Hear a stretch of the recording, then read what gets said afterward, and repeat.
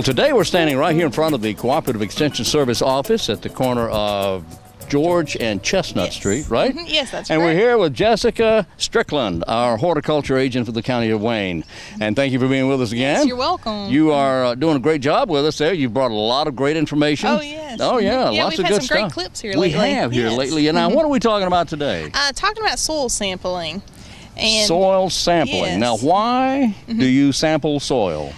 Well, it's pretty much the only accurate way to know what's in your soil. A lot of people, when they work with plants or gardens, they don't worry much about the soil, but that's really the foundation of how well your plants are going to do. So it might look good above ground for a while, but if it's not right below ground, you're defeating the purpose. Yeah, you've got to, we talk a lot about when we're first putting plants in the ground or getting ready to put a lawn down, soil preparation is very important. But you don't know what's in your soil as far as the soil pH, which is how acidic the soil is, or the fertility of the soil, unless you get a soil to sample. Right. All right. Now, when you talk about how sweet the soil may be, or the acid in the soil, or the alkaline of the soil, what does that mean? What it's referring to is we refer to it as soil pH, and it's just like whenever you go back to science in middle school that you had a pH scale from 0 to 14, and below 7 was acidic, above 7 was alkaline. And if it's below 7 acidic, our soils are naturally acidic. Here in Wayne County, ours are. Ours are, and you can adjust it to increase it if it's too acidic. And plants like, before I get to that, plants like a certain pH. That's where they're going to grow the best. And what it does is when it's at that correct pH, it's going to allow the nutrients in the soil to be more available to the roots. Okay. So if that pH is off, it doesn't matter how much fertilizer you put out, that fertilizer is not going to be well available for the plant if the pH is off. All right, and different plants require different pH. That's right. Levels. Most of our plants require somewhere around maybe 6.5. Majority of the plants. There's a few exceptions. A centipede grass likes 5.5 or so. So it likes a lot of acidic. It likes a little more acidic. Yeah, blueberries like a 5. They like very acidic soils, and some of your azaleas and so forth like a little acidic soils also. But centipede and blueberries are two big ones that the pH is a little different than other plants. So that's why centipede grows so well here, and blueberries really grow well here in Wayne County because our soil is acidic. Yeah, we naturally have acidic soil. So a lot of times what we're doing is adding lime to increase that soil pH to where we want it because our soils are a little too acidic. And it naturally will go down with rainfall and leaching. That pH never stays the same. So it's always something that we recommend getting a soil sample every if you've got a lot of changes that you need to do, maybe every year until you get to where you want to be, and if you're just maintaining it, maybe every 2 or 3 years get another soil sample, and that way you can monitor how that pH changes over time because it will change. Okay, and so you talk about adjusting the pH levels, and one way of doing that is with lime. Yes. So how often would you lime, and how do you know when to do it? It all depends on the soil sample. You can try to guess and see, but you really don't know without that soil sample where it will tell you the exact soil pH. There are some pH monitors that you can get, little kits at places with garden supplies and so forth, but they're not as accurate as the soil samples. The soil samples we do, it's a service provided through the North Carolina Department of Agriculture. Oh, okay. And they have a lab in Raleigh. They test the soil. They send all the results out for the entire state. So anybody can have a soil sample. So farmers, gardeners, homeowners can all send in samples. And you can do this year round, but there's a best time that you can do this. When is that? The best time is from April until the end of November. It's free during that time. The past couple of years we've had a change where from December into March, that's the busy time, it's a $4 fee per sample. So you can keep it low cost, free, and don't have to worry about paying the $4 per sample if you get it done during this time. And that's because they get so busy, and that's when farmers are getting their soil samples. That's correct. Yeah, a lot of people start thinking about soil sampling when they get ready to plant, and you've got to give time for these soil samples to get back to you, and that might take 4 weeks. If it's a busy season, it can take up to 8 weeks. Wow. So you want to actually, I tell people late summer or into the fall, start going ahead and getting your soil samples with the idea of planting for next year. For next year. That's right. Okay. So now you said between April and November. Yes. 1st of April, end of November. So now's the perfect time to be taking those soil samples. That's right. For next year, not for this year. That's correct. And like I said, the test is through North Carolina Department of Agriculture, but extension offices provide the boxes and forms for people to pick up. Aha! You can pick those up here, right? Yes, you can. You can pick them up at our office. All right. At the well, you can see on the sign right here behind us. Yes. It says North Carolina Cooperative Extension, Wayne County Center, and that's right here at the corner of George and Chestnut Street. Yes. Right. Okay. Now, it's free. Yes, you can do this. How long? Once you send it in, how long does it take to get it back? It'll depend on how busy the season is, but usually, on average, maybe a month, about 4 weeks or so. A month. Okay, 4 or 5 weeks to get it back, and that's for next year's planting. Yes. So you would start. So if it said, you need some lime. X amount of pounds per 1,000 square feet, and if you need that lime, when would you apply it? You can apply it any time. A lot of people tend to apply it in the fall or the winter to prepare for spring, but you can apply it any time. So you can apply the lime anytime. What are some of the other things that you might apply besides lime? Well, with your soil test, it's going to let you it's also going to give you a fertilizer recommendation. Oh, okay. So it'll give you a fertilizer recommendation based on the results it gets back from your soil as far as what nutrients is in there. So you'll have that recommendation too. So that's the two things to focus on, is whether or not you need lime and then the fertilizer recommendation. Okay. All right. So let's take a soil sample. What do you say? Yes, that'll work. All right. Go ahead and let's just go ahead and do that right now. All right. I want you to go ahead and do this. Well, in this we're going to do for the lawn area, for a grassy area. All right, that brings up another question. Before we get started with that, I wanted to ask you, there's a difference between getting a soil sample in your lawn and a soil sample in your garden. Now, you can't mix them together. You should keep them separate, shouldn't you? That's right. Whenever you fill out the form, on the back of the form, there's a section for home, lawn, and garden.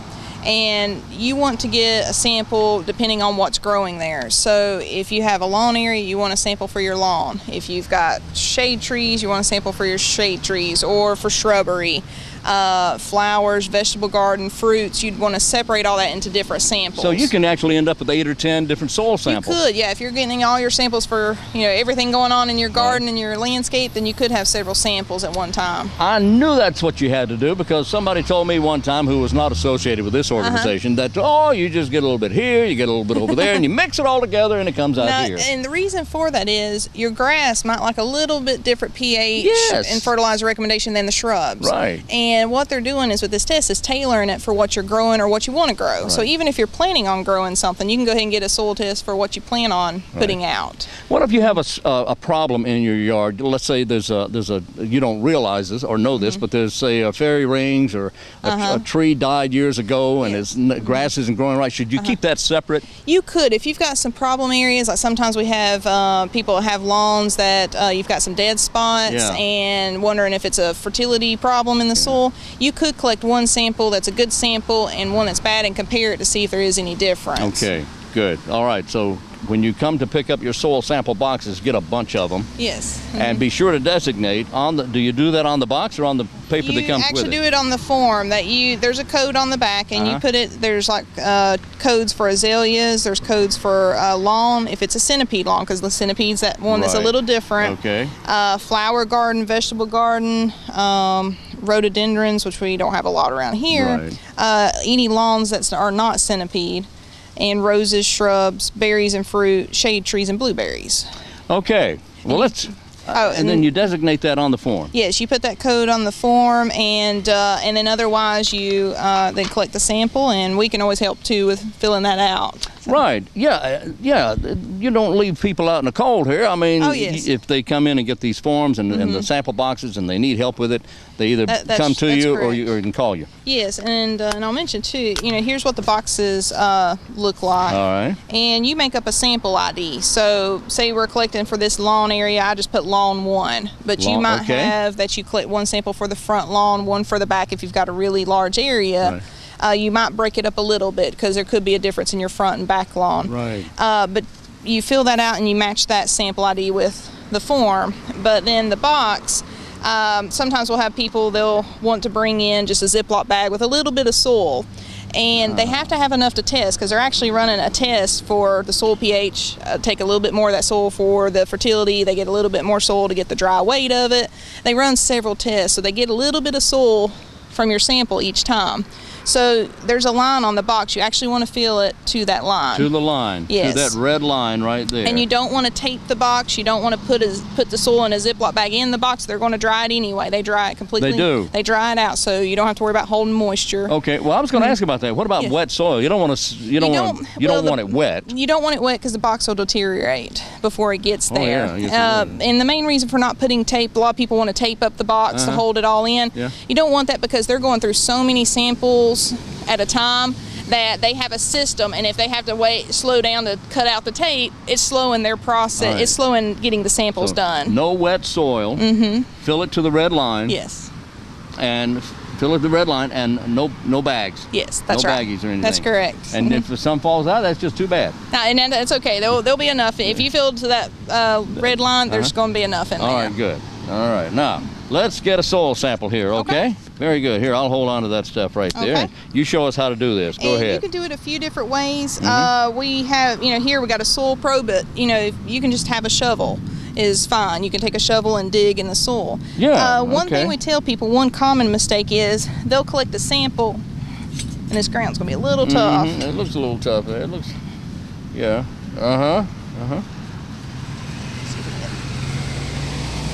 Look at you go. All right. But when a lot of times when people collect samples, they'll collect from one spot and put this in the box, and that's it.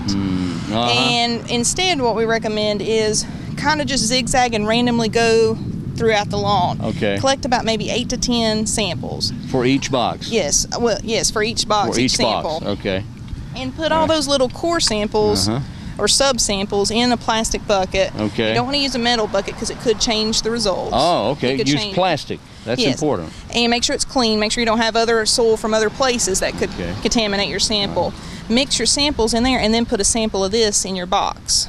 Okay. Is what you would do. The reason for that then is if you've collected a lot of samples through the area, and mix it together, that gives a good representation of the entire area. Right. If you collect just one little sample in one spot, you've got a good recommendation for that one little spot, and it could change just a few feet away. Okay. So that's how we get a good representation. All right, Jessica. The other thing is how deep to go. Yeah, how deep do you go? With grass, that's going to be about maybe 4 inches or so. If you're doing a tree or shrub, you might go deeper, maybe 6 to even to 10 inches. 6 to 10 inches around trees. Your vegetable garden, you're going about the same 6 to 10 inches. About 6 to 10. And the veggie garden. Vegetable garden. Okay. Okay. Yep. But that's all you do is you just collect that and then take that sample and put it in the box, and you've got it. And and do you mail it, or what do you do? You can bring it back to our office. Bring it back here, and you take care of it. Yes, bring it back to our office. We have enough people that go to Raleigh. We drop it off whenever we have enough samples. So you don't buy postage or anything? Yeah, so you can save on shipping and get it there. They're going to email the results back to you to save on costs. They're emailing the samples out. I was going to ask you about that. Once you get the sample, and we can access the samples too, you can call our office, we can pull it up and look at it, or we can print you a copy if you've been several weeks and you've not got one yet. So we can help you with that part also. Because there's some scientific words on here that I'm sure I wouldn't understand. Oh, yes, and I have an example of the results, what they look like. All right. And here, let me hold that thing there. And what you're going to have with the results is you're going to have for each sample, it's going to be together in a box. Okay. And so here we have 3 samples we collected around the office. All right. And the first thing we look at is the pH. There's a scale, and it tells you the optimum pH range. This is for some shrubs that we're looking at maybe changing it to shade tree. So you can actually put that. Right now there's shrubs, but my second crop, I want to eventually put some trees in there and take the shrubs out. You can put that. Now that looks, if I'm reading, well, if I'm reading that right, that looks like the pH is low here. It is, yeah. They want a pH from 5.8 to 6.5, and the pH is 5. So they actually recommend 100 pounds of lime per 1,000 square feet. 100 pounds per 1,000 square feet. Yes, and that would help increase it. And it doesn't happen overnight. pH is slow to increase. The lime's slow to become active in the soil. So you have to put it out and give it time, and maybe then check it next year and see if it went up some. Okay. And then our fertilizer recommendation, they don't test for nitrogen, which is your first number on your fertilizer bag. Nitrogen leaches so quickly from the soil. By the time they test it and get the results back to you, the nitrogen's already changed. That's changed. Okay. So they just automatically base the nitrogen on whatever plant you're growing. Oh, okay. Is how they come up with that number. But then you have phosphorus, which is your middle number, right, and potassium. And it's the same way. There's a bar there that you're looking for the optimum between, they have it on a scale from 50 to 70. Our phosphorus is, you know, over the optimum, so we're in good shape with phosphorus. Right. So it's okay to have too much phosphorus? It is. That's normal. Phosphorus likes to stick in the soil. Okay. It likes to really hold on to the soil particles and doesn't let go very easily. Right. Potassium tends to sometimes run low with our soils, and that's a little low, so they're recommending a fertilizer that has a 0 for the middle number, because we don't need any more phosphorus, and then a last number that is a little higher to bump that potassium up. So a 14 to bring the potassium up, and that potassium helps overwinter, does it not? It does. It helps make the plant stronger, so it helps prevent winter injury, makes it more hardy, so it helps with better root growth. It helps with a lot of things. Okay, but now 15014 is what they're recommending. Yes. That's a little odd, isn't it? It is, and it makes it a little difficult. This is one of the tricks with soil sample results. So what do you do? What I tell people is find a ratio that's similar to that. Oh, so you might find a 30-30. Yeah, I mean, you find something where the middle number's lower, and the first and the last number are similar. You know, because you've got a 15-0-14, so that first and last number, similar ratio there. So this recommended 15-0-14. So what would you look for? Well, and another thing on the report that can help, that when you're looking for it, is they have started putting on the last page, they have them in groups. So I can find that I had low potassium. Let's see, high phosphorus, low potassium, and there's my 15-0-14. Okay. And that's what they recommended was 7 pounds of it. But say I can't find that, maybe I can find a 6-6-18, and I put 18 pounds of that. Or well, now wait a minute. That's 6-6-18. Would that work in place of? It could. Your phosphorus is still on the low side. They're asking for more of it because the nitrogen is a little low, but you still have high potassium, which is something we were needing. So 10-0-14, you need 10 pounds of that. Boy, I love this. So that helps a lot. That little chart on the back can help you where you can get it a little closer to what you need. And you get all that back with your soil report. You do. You get all that back, and if you have a struggle with it because it is kind of tough to see or work through, we can help with that too, help with understanding it better. Okay. But the big thing we always tell people is start with the soil pH. If your soil pH is not right, then everything else is whack. Yeah, everything else is not going to work. Right. So. Okay. Boy, this is tough. But it's good information. It is. It's really valuable information. It's something if you've never collected and you seem like, well, my plants are not doing that great. That's something a lot of times we tell people start with. Is it's a free service. Go ahead and get it and see where the soil's at and what's going on in the soil first. So the first thing, if you want to have a beautiful vegetable garden, if you want to have beautiful flowers, you want to have a lovely lawn, the first thing you do is to get the soil right. Yes. And a lot of times people get it when there's a problem and they're trying to figure out what the problem is. Yeah. But this is something if everything's been looking good every couple of years or 2 to 3 years even, collect samples and get your soil samples and keep these because you can see how it changes over time. Yeah. And say, well, my pH is starting to go down. I might need to add some lime. Right. And it's a great way to monitor how the soil's changing. And last resort is to call your office and ask questions. In fact, maybe not even as a last resort, but anytime you have a question or need help, you can call Jessica's office at 731-1520. 1520, and then too we have our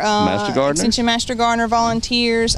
They have a plant clinic just on the other side of the building, and you can call, email, or just drop by. They're open Mondays and Wednesdays from 10 to 1, and their office number is 731-1433.